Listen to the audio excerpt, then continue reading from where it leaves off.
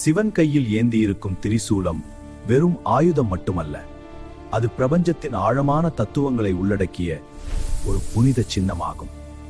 சிவபெருமானின் திரிசூலம் உருவான விதம் குறித்து புராணங்களில் சுவாரஸ்யமான ஒரு கதை உண்டு.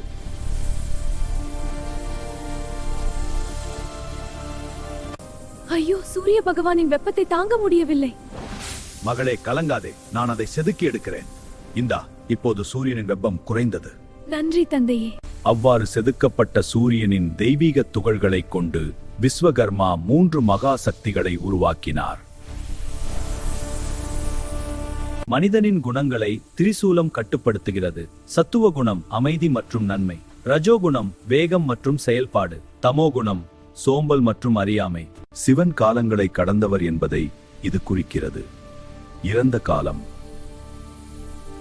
எதிர்காலம். திரிசூலம் மனிதனின் முன்னேற்றத்தை தடுக்கும் 3 முக்கிய தடைகளை அழிக்கிறது: ஆணவம், கண்மம், மாயை. திரிசூலத்தின் நடுப்பகுதி சுழுமுனை நாடியையும் பக்கவாட்டில் உள்ள 2 பகுதிகள் இடா மற்றும் பிங்களை நாடிகளையும் குறிப்பதாக யோகக்கலை கூறுகிறது.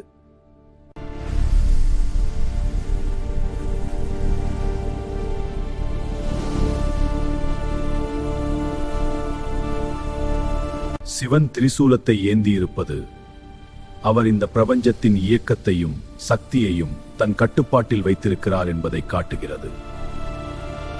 திரிசூலத்தின் நடுவில் கட்டப்பட்டிருக்கும் உடுக்கை பிரபஞ்சத்தின் ஓசை அல்லது நாதத்தை குறிக்கிறது. இதிலிருந்துதான் ஓங்கார நாதமும் மொழிகளும் பிறந்ததாக நம்பப்படுகிறது.